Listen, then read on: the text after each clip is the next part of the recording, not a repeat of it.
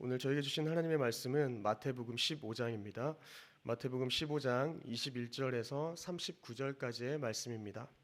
마태복음 15장 21절에서 39절까지의 말씀 한 절씩 교독하신 후에 마지막 절을 함께 읽도록 하겠습니다. 마태복음 15장 21절부터 39절까지의 말씀입니다. 제가 먼저 읽겠습니다. 예수께서 거기서 나가사 두로와 시돈 지방으로 들어가시니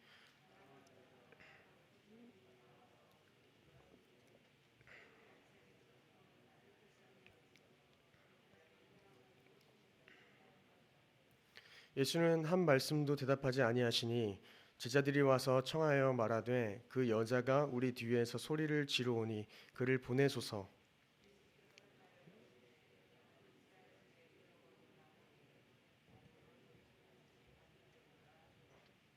여자가 와서 예수께 절하며 이르되 주여 저를 도우소서.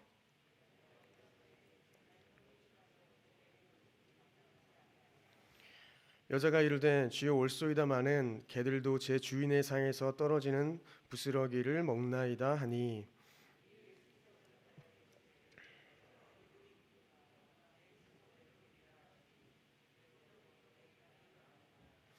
예수께서 거기서 떠나사 갈릴리 호숫가에 이르러 산에 올라가 거기 앉으시니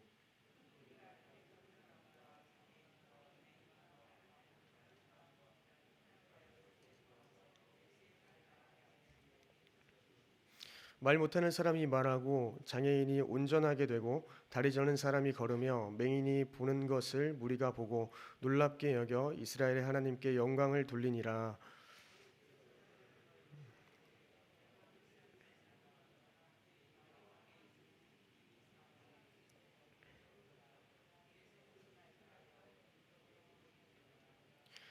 제자들이 이르되 광야에 있어 우리가 어디서 이런 무리가 배부를 만큼 떡을 얻으리이까.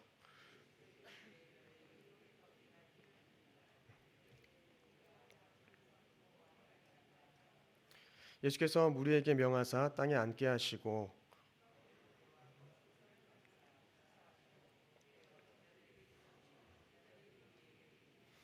다 배불리 먹고 남은 조각을 7강주리에 차게 거두었으며 함께 읽겠습니다. 예수께서 무리를 흩어 보내시고 배에 오르사 마가단 지경으로 가시니라. 아멘. 네, 오늘 말씀은 이 세 부분으로 나눌 수 있습니다. 첫 번째는 이 가나안 여인의 믿음과 그 딸의 치유 사건이 등장하게 됩니다. 그리고 두 번째 29절부터 31절까지의 말씀은 데가볼리 지역에서의 각종 이 병자들의 치유 사건이 등장하고 있습니다. 그리고 마지막 32절부터 39절까지는 칠병이어로 이 4천 명을 먹이시는 사건이 등장하고 있습니다. 그리고 오늘 이 본문은 예수님의 사역의 무대가 이렇게 변경되고 전환되고 있음을 잘 보여주고 있습니다. 어떠한 변화이냐면 이 이방인에게로 변화인데 처음에 이스라엘에게서 이방인에게로 이렇게 이방인에 대한 마태의 관심이 도드라지는 대목으로 보여집니다. 오늘 본문 앞에서는 예수님과 유대 종교 지도자들과의 논쟁이 있었지 않습니까? 예수님은 그들의 부패하고 왜곡된 신앙과 전통을 이렇게 드러내셨습니다. 그리고 사역의 무대를 옮기시는데 이는 단순한 장소의 이동이 아니라 용토를 뛰어넘은 이방 지역의 사역으로 이 사역이 확장되고 있음을 오늘 본문이 말해주고 있는 것입니다. 예수님은 이 두로와 시돈으로 가셨고 가나안 여자 하나와 오늘 마주치는 내용이 등장합니다. 그녀에 따른 흉악한 귀신에 들렸고 그런 절박한 상황을 가지고 예수님 앞에 나와서 부르짖는 모습을 보여주고 있습니다. 22절에 보시면 주 다윗의 자손이여 나를 불쌍히 여기소서라고 기록합니다. 내 딸이 흉악하게 귀신 들렸나이다 라는 것이죠. 여인은 예수님을 주 다윗의 자손이여라고 부르고 있습니다. 이방 여인의 입에서 이러한 고백이 터져나오고 있는 것이죠.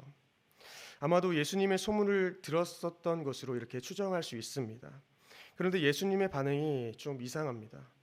여인은 다윗의 자손에게 긍휼을 구하고 있고 예수님은 이 갈릴리 지역에서 긍휼을 구하는 자들에 대한 이 반응이 대개는 긍정적이었는데 이 여인에게는 사뭇 다른 반응을 보이고 계시다는 겁니다. 여인의 위치를 보면 처음에 예수에게서 나와서 소리를 질렀지만 이제는 23절과 같이 그 뒤에 서서 소리를 지르고 있습니다. 예수에게 나와서 두 번째는 그 뒤에서 소리를 지른다는 것이죠. 아마도 예수님께서 자신을 향해 부르짖는 이 여인을 지나쳤을 수 있는 그런 이미지를 보여주고 있는 것입니다. 사실 이 부분은 저희에게 정말 충격적인 부분으로 다가오기도 하는 것이죠. 구하고 찾는 자를 외면하는 모습은 이 예수님의 모습이 아니기 때문에 저희에게 조금 이상한 의아한 모습으로 비춰지기도 합니다. 제자들은 이 예수님의 차가운 반응에 호응이라고 하고 있듯이 여인을 돌려보내시라고 이렇게 재촉하는 모습도 볼 수 있습니다. 이때 예수님은 자신을 향해 간절하게 부르짖던 이 이방 여인을 뒤에 두고 이렇게 말합니다. 24절에 나는 이스라엘 집에 잃어버린 양 외에는 다른 데로 보내심을 받지 아니하였노라 라는 것입니다. 사실 이는 여인의 요청에 대한 부정적인 답변이지 않습니까? 이방인 여인에게 이스라엘 집에 잃어버린 양 외에는 다른 데로 보내심을 받지 않았다고 했으니까 이것은 아주 부정적으로 대답한 것입니다. 예수님께서는 이런 분이 아니실 텐데 예수님은 어떠한 의도로 이러한 말씀을 하셨을까요? 저희는 예수님의 부활 전까지는 이스라엘과 이방 나라를 가로막는 이 막힌 담이 여전히 존재했다는 것을 알 수 있습니다. 훗날의 복음의 메시지는 이 사도들을 통해서 이방인에게 이르게 되지만 하나님의 목적이 점차 드러나는 이 가운데 이 시점에서는 유대인과 그들의 영적인 필요에 초점이 있었던 것을 저희는 확인할 수 있는 것입니다. 성도 여러분, 이어지는 이 여인의 반응이 굉장히 놀랍습니다. 여인은 뒤에서 머물러 있지 않고 예수님 발 앞에 나와서 엎드려 전하는 모습을 보여주고 있기 때문입니다. 25절을 보면 주여 저를 도우소서라고 기록하고 있습니다. 예수님은 이에 어떻게 대답하십니까? 26절에 대답하여 이르시되 자녀의 떡을 취하여 개들에게 던짐이 마땅하지 아니하니라 라고 기록합니다. 유대인들은 이방인들을 개라고 부르면서 자주 모욕했다고 합니다. 개는 고대 팔레스타인에서 썩은 고기를 먹는 집 없는 야생 동물을 가리켰습니다. 그러나 여기에서 이 예수님이 사용하신 단어는 조금 다르게 표현되었습니다. 퀴나리온이라는 이 헬라어는 작은 개라는 뜻입니다. 집에서 기르는 애정어린 애완동물을 가리킨다는 것입니다. 그러니 예수님은 이 여자를 모욕하고 있는 것이 아니라 그녀의 믿음을 시험하고 계신 것으로 볼 수 있습니다. 그래서 여인은 개들에게 던짐이 마땅하지 않다는 이 말씀을 듣고 이 수치와 모멸감을 느낄 수 있었지만 도리어 전적으로 수긍하는 놀라운 믿음의 모습을 보이고 있는 것을 확인할 수 있습니다. 27절에 여자가 이르되 주여 올소이다마는 개들도 제 주인의 상에서 떨어지는 부스러기를 먹나이다 하니라는 것이죠. 이것은 이방인에게도 하나님의 은혜가 필요하다는 것을 잘 보여주는 대목입니다. 이 여인은 자신이 알고 있는 아브라함을 통해서 이 이방인에게 약속된 이 광범위한 복을 언급하면서 예수님께 간청하고 있는 것입니다. 하나님과 아브라함 사이의 언약은 이 이스라엘을 선택된 백성으로 세웠고 또한 온 세상이 아브라함의 혈통을 통해서 이 복을 받을 것임을 말했던 부분을 생각하게 하는 것입니다. 창세기 12장에 나오는 내용인 것이죠. 이에 예수님께서는 여자여 내 믿음이 크도다 내 소원대로 되리라 하시니라 라고 말씀하시고 그때부터 그의 딸이 낳았다고 기록하고 있습니다. 칭찬받은 여인의 믿음은 예수님께서 어떤 일을 위해 오셨는지에 대한 정확한 이해를 반영하고 있습니다. 참으로 하나님은 참된 믿음으로 하나님의 이름을 부르는 모든 이들에게 응답하신다는 것입니다. 그것이 이방인이라 할지라도 응답하신다는 것입니다. 또한 먼저 믿는 자들은 먼저 된 자들이 나중된다는 것을 될 수 있다는 것을 또 기억해야 하고 나중된 자로서 먼저 된다는 그 말씀을 기억하고 저희들은 우리의 믿음을 끝까지 주님 앞에 서는 날까지 지켜야 할 것입니다. 저희 모두 이 여인과 같은 겸손하고 끈질긴 믿음의 태도로 주님 오실 때까지 살아가는 저와 여러분들 되기를 소망합니다. 두 번째 내용은 29절부터 31절까지의 이 치유 사역입니다. 마태는 예수님의 치유 사역을 소개했던 적이 있습니다.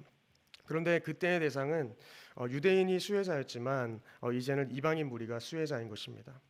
이렇게 여인의 고백 다음에 이어지는 이 치유 사건은 이방인 역시 믿음을 통해서 유대인이 받은 권리와 특권을 함께 누릴 수 있음을 잘 보여주는 것입니다. 이사야서 35장 5절에서 6절을 보시면 그때 맹인의 눈이 밝을 것이며 못 듣는 사람의 귀가 열릴 것이며 그때 저는 자는 사슴같이 뜰 것이며 말 못하는 자의 혀는 노래하리니 이른 광야에서 물이 솟겠고 사망에서 시내가 흐를 것임이라 라고 예언했었습니다. 이 이사야의 예언이 이방인에게도 성취되는 모습을 보여주고 있는 것입니다. 아마도 예수님께서는 치유 사역과 함께 말씀도 선포하셨을 것으로 예상이 됩니다. 하나님의 나라를 아마 선포했을 것입니다. 예수님이 그들과 사흘이나 계셨다고 말하고 있기 때문입니다. 이 치유를 경험한 무리는 놀라움으로 반응하고 이스라엘의 하나님께 영광을 돌리는 모습 또한 저희는 확인하게 됩니다.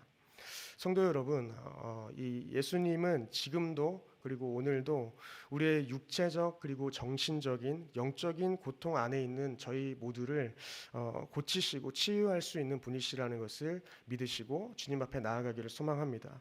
우리의 모든 필요와 상황을 주님께서 가장 잘 아신다는 것입니다. 저희 모두 이 사실을 기억하시고 자녀된 권세로 주님 앞에 구하는 하루 되기를 소망합니다. 그럴 때 주님께서 보시기에 가장 선한 것, 좋은 것으로 저희에게 갚아주실 줄 믿습니다. 마태는 예수님께서 무리와 함께 사흘을 보낸 이 상황을 다음 사건을 위한 의도된 이 배경처럼 기록하고 있습니다. 오병이어의 사건은 유대인을 대상으로 그리고 칠병이어의 사건은 이방인들이 그 대상입니다. 이 두 사건은 평행을 이루고 있다는 것입니다. 사흘 동안이나 예수님의 사역이 이어졌으니 그들이 가져온 음식은 아마 동났을 것입니다.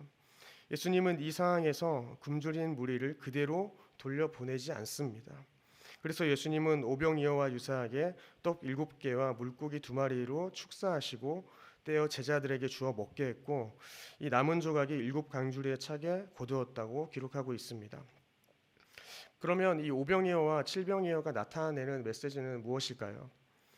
예수님께서는 이 유대인과 이방인을 구분하지 않으시고 모두에게 긍휼히 여기신다는 것입니다. 또한 저희는 제자들의 반응을 통해서 우리의 태도를 점검해야 합니다. 예수님은 이미 보리떡 5개와 물고기 2마리로 5,000명을 먹이셨습니다. 그런데도 제자들은 모든 무리가 먹을 떡을 구할 고민을 하고 있다는 것입니다. 저희들도 마찬가지지 않습니까? 과거에 우리를 돌보셨던 하나님을 저희는 때로는 기억하지 못합니다. 그때의 능력의 하나님이 지금도 동일하게 일하실 것이라는 것을 잊어버리고 살기 일쑤라는 것입니다. 저희는 이렇게 연약한 존재입니다. 그래서 저희는 매일 말씀 앞에 서야 하고 매일 기도의 자리로 나아가야 하는 줄 믿습니다. 성도 여러분, 이 오늘 하루 무엇을 저희는 기억해야 하겠습니까? 원하기는 과거에 나를 돌보셨던 하나님을 기억하고 그분이 오늘 하루도 우리의 삶 가운데 성실하게 일하실 것을 믿으며 나아가기를 소망합니다. 또한 과거에 떠올릴 경험이 저희에게 자극적인 경험이 없다면은 그러한 떠올릴 만한 그런 깊은 경험이 없다면은 저희는 성경으로 돌아가서 성경 말씀을 보아야 할 것입니다. 그래서 기록된 이 성경 말씀을 통해서 성령이 하시는 음성을 저희는 날마다 들어야 하는 것이죠. 또한 우리는 말도 안 되고 답 없는 상황을 만날 때마다 정확하게 그 현실을 보아야 되겠지만 현실에 매몰되지 않아야 함을 기억해야 합니다. 우리가 가진 것은 작지만 주님은 크신 분이시기 때문에 그렇습니다. 말씀을 정리하겠습니다. 오늘 저희가 살펴본 이 말씀은 크게 3가지였습니다. 첫 번째는 가나안 여인의 믿음과 그 딸이 치유되는 사건이었고, 두 번째는 데가블리 지역에서의 각종 이 병자들을 치유하신 사건이었습니다. 그리고 마지막 3번째는 칠병이어로 4,000명을 먹이신 사건입니다. 성도 여러분, 이 예수님께서 나아가신 곳은 권력이나 힘이 있는 그러한 사람들이 모여있던 곳이 아니었습니다. 애통하며 구원을 기다리는 병자와 죄인이 예수님의 대상이었습니다. 이는 예수님께서 자신을 따르는 제자들에게 어디로 가야 할지 그리고 누구를 만나야 할지 잘 보여주는 사건으로 저희는 이해할 수 있습니다. 우리는 우리 주변에 육적으로 영적으로 관심이 필요한 것에 긍휼한 마음을 품어야 합니다. 예수님께서 그렇게 하신 것처럼 저희도 그러한 마음을 품어야 하는 것입니다. 또한 본문에서 알 수 있듯이 아무리 대단한 기적을 체험했다고 하더라도 그 기적이 자동적으로 믿음으로 연결되지 않는다는 것을 기억해야 합니다. 저희에게 오병이어와 칠병이어와 같은 기적이 저희 현재 이 땅 가운데 다시 임한다고 한다고 해도 저희는 그것이 자연스럽게 우리의 믿음이 성장하는 것과 연결시킬 수는 없다는 것입니다. 오늘 하루 그래서 저희는 다시 말씀 앞으로 돌아가야 합니다. 오늘 하루 말씀을 통해서 예수님을 만나고 알아가야만 다시 우리의 믿음을 점검할 수 있고 말씀 앞에 저희를 비춰서 주님의 말씀대로 살아갈 힘을 얻을 수 있다는 것입니다. 오늘 하루 주님을 아는 것과 자격 없는 자처럼 보이는 자까지 긍휼히 여기시는 그 예수님 안에 거하심으로 부스러기라도 그 은혜라도 사모하는 겸손한 믿음으로 주님 앞에 나아가는 저와 여러분들 되기를 소망합니다. 그래서 또한 처음에 드렸던 찬양과 같이 이 눈에 아무 증거가 아니 되어도 믿음으로 걸어가는, 그리고 이미 얻은 증거대로 믿음 위에 서서 걸어가는 저와 성도님들 모두 되시기를 소망합니다. 기도하겠습니다.